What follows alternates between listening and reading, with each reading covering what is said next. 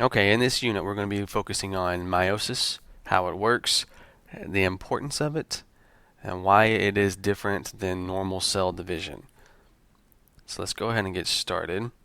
We know mitosis, when you're looking at mitosis, mitosis is just the division of somatic cells, like when your body needs to make new skin cells, or new heart cells, or new blood cells. All of those structural cells is going to be remade or reproduced using mitosis.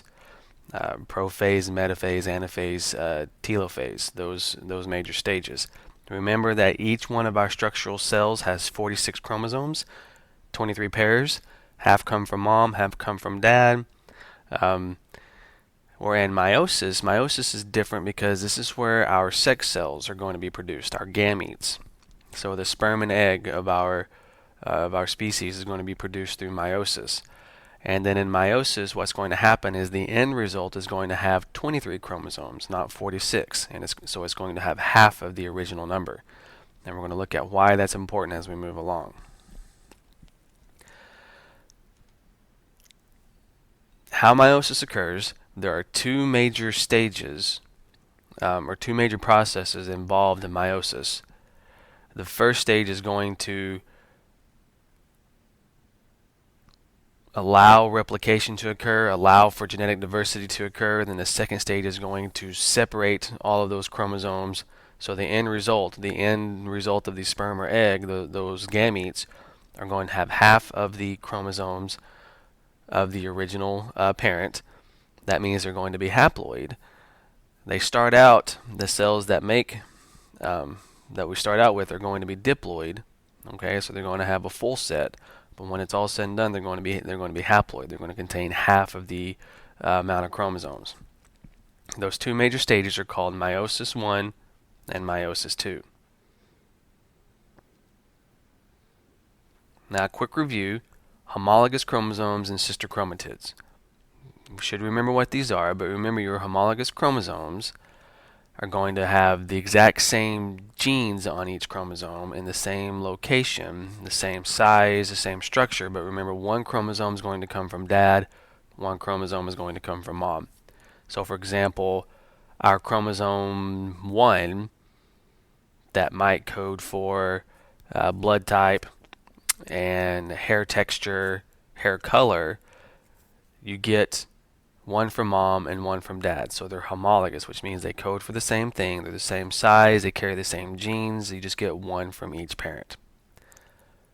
Sister chromatids is when those chromosomes have replicated during mitosis, okay, or during the first part of mitosis, during interphase. Okay, so during interphase, right before the cell starts to divide, the cell is going to make a copy of its chromosomes. Then you're going to have sister chromatids, which means you have a copy of dad's chromosome and a copy of mom's chromosome. So those are the two big differences between homologous chromosomes and sister chromatids.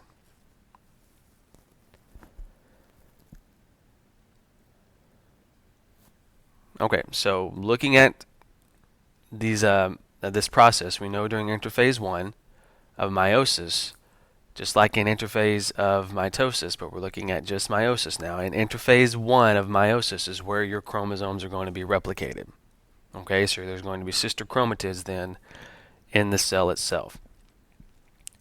So through meiosis 1, those homologous chromosomes are going to separate. Some genetic diversification is going to occur. Then in meiosis 2, those sister chromatids are going to separate further, and will result in we're going to result in haploid cells at the end of meiosis. So let's go ahead and start looking at these stages in more detail. Prophase 1, we're looking at meiosis 1. Okay, so everything we look up until we mentioned differently is focusing on the first stage of meiosis, which is meiosis 1. You can think about meiosis as being PMAT times 2, okay? Prophase, metaphase, anaphase, telophase times 2, because you're going to go through those in meiosis 1, you're going to go through those in meiosis 2. So we're focusing on just what's happening in meiosis 1. Meiosis 1 is very, very important because this is where our genetic diversification comes from. So the first stage of meiosis, prophase 1, okay, interphase has already happened. All right, the chromosomes have have appeared, sister chromatids have formed through replication, the cell is ready to divide, centrioles form, all of that stuff. So interphase 1 is done. Now we're getting to the actual meiosis part. So in prophase 1, your chromosomes, okay, are going to become visible and pair up. Your nucleus dissolves. Things called tetrads are going to form. If you look at the picture, okay, a tetrad is when you get these homologous chromosomes that have already been replicated and they pair up. So chromosome 1 from, if you look at the picture here, chromosome 1 from dad that's been copied, so it looks like there's 2 of them, is going to pair up with the chromosome 1 from mom. Okay, so now we have this tetrad, this 4 sets of chromatids, okay, the chromosome 1 from dad and 1 from mom, that pair up. And that's important because what's the next state, or next part of prophase 1, is something called crossing over. Crossing over is very, very important to the genetic diversity, because what's going to happen is once these tetrads form, chromosome 1 from dad and chromosome 1 from mom pair up, they're actually going to swap pieces of their genetic information. So part of the chromosome from dad is going to swap places with part of the chromosome from mom. And it's going to occur in 2 different parts of that tetrad. So when it's all said and done, all of the chromosomes that are in prophase 1 that pair up to form these tetrads are going to swap information during crossing over.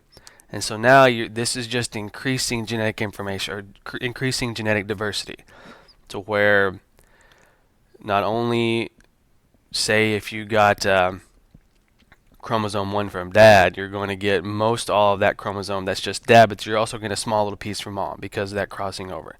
So it's just increasing genetic diversification. So in prophase 1, big push for genetic diversification is going to be crossing over. All right, once that occurs, you get to metaphase 1. Now, metaphase 1 is equally as important, because what's happening in metaphase 1 is a process known as independent assortment or independent orientation, and we'll look at that in a little bit later. But in metaphase 1, these chromosomes line up along the middle of the cell, okay, just like in metaphase, but it doesn't necessarily mean that the chromosome from dad is always going to line up on the left and the chromosome from mom is going to line up on the right. The chromosomes it's kind of like a flip of the coin. Sometimes they'll line up on one side of the cell, sometimes they'll line up on the other.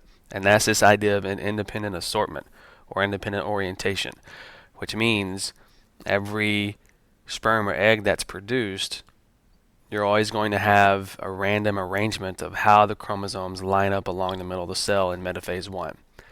Once again, another step in helping to increase genetic diversification.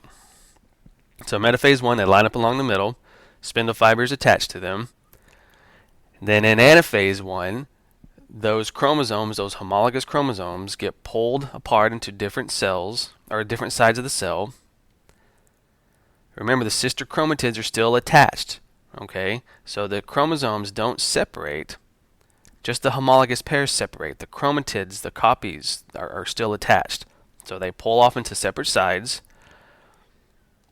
And then in telophase, you get your cleavage furrow that forms, the division of the cytoplasm, and cytokinesis occurs, and then you get 2 new cells.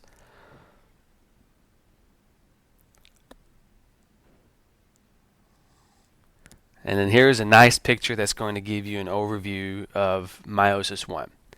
You've got interphase 1, okay?